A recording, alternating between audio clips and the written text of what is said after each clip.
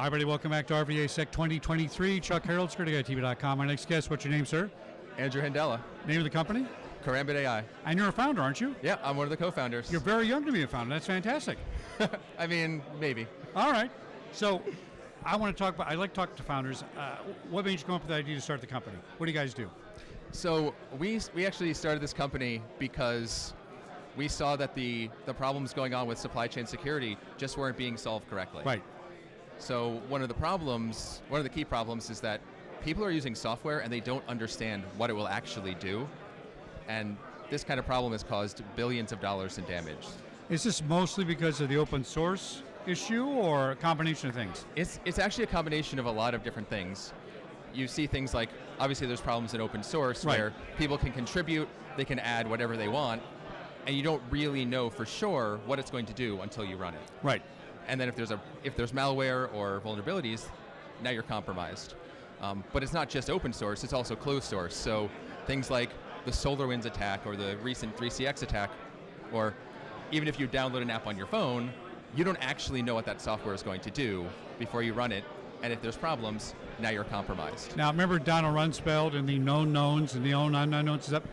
Can't we know what it's going to do? Is it just we don't take the time because we want to get the software out there? We don't test it? We could know, couldn't we? So there's a little bit of that. It is a lot of unknown unknowns and known unknowns. Okay. Because one of the problems is, yes, you can do testing, but you're only going to be able to figure out from testing what you already know to look for. Okay, but good point. All right. So if you're running something, then you can see all kinds of things that happen. But attackers are actually really good at hiding themselves. So if you run something and the attackers know you're watching, or they can detect that you're watching, they just won't do anything malicious. Right.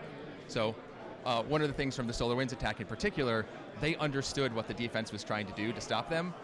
So they just waited 14 days. Oh. They said, well, if you just wait, then they'll do all their testing, they won't find anything, and now all of that hidden malware starts calling out to the Russian C2 servers. Right. And now you're compromising, Fortune 500 companies, the government, all over the place. Now, it seems obvious that this is not a good thing on the basic level, but explain to me something I might not know that makes it even worse than we think. Why do we really need to be on top of this as opposed to your app's going to crash and somebody's going to hack it? Yeah, we get that part, but it's beyond that, isn't it? So yeah, it's actually a bit beyond just, oh, hey, somebody hacked you or you had some problems. It's that there could be hidden malicious behaviors just sitting there waiting to be triggered by some event. And honestly, that's one of the things that happened with SolarWinds in particular.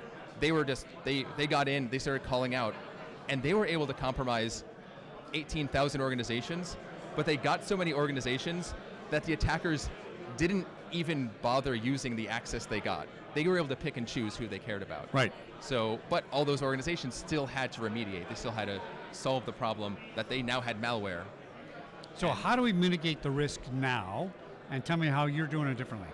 Yeah, so one of the key ways people mitigate this risk now is they send out questionnaires. They say, hey, our third-party suppliers, do you have these security things in place? Are you sure, did you check this box? Did you check that box for your security?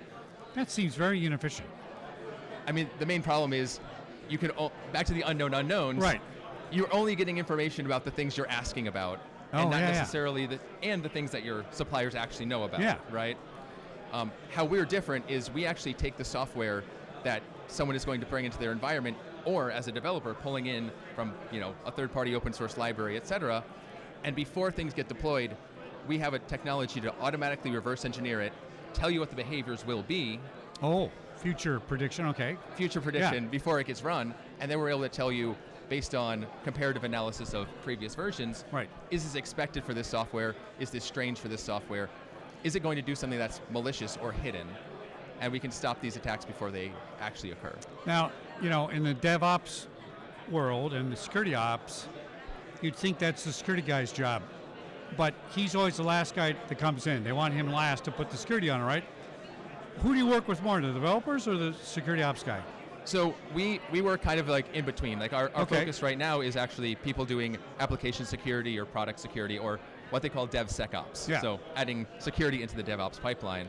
And we're able to integrate right in there. So as you're about to deploy, we can be that last check to make sure, hey, you pulled in this third-party library, it's in this Docker image, you have your own first-party code that still could be compromised by an insider threat. We scan all of that right before it's deployed and say, hey, did you actually mean to have this encrypted blob in here that's going to get decrypted and then executed in memory? That's going to be pretty suspicious, especially if you've never done that before. Things like that are things that our algorithms are automatically able to detect. Do you get positive feedback? I used to write scripts when I was young. Somebody would take my script, they'd read it, they'd say, we'd like to change this, and I go, no, it's perfect just like that. Our coders got a little ego in it? Do they get offended if they find something wrong with their code? That is one of the things. There's actually some problems where developers don't like security all that much. Exactly, right. It takes time, right? And they just want to push things into production, get the new features out. But one of the things that we're able to do is, because we're doing this comparative analysis over time, we can help the developers understand, oh, yes, you want to use this new version of this library, but there's a problem with it. But we've already scanned these other versions, use that one instead. A slow roll. All right, that's a good roll. approach. Yeah, very good. Well, congratulations, my friend. It's excellent. Give us your website. Thanks, all right, our website is Karambit.ai. Please check us out. Now spell that for my nieces and nephews. Can't spell. Karambit.ai. Excellent. Back in a minute here, RVAsec 2023, Richmond, Virginia. All right. Thank you. Good job, my friend. Excellent. Sure.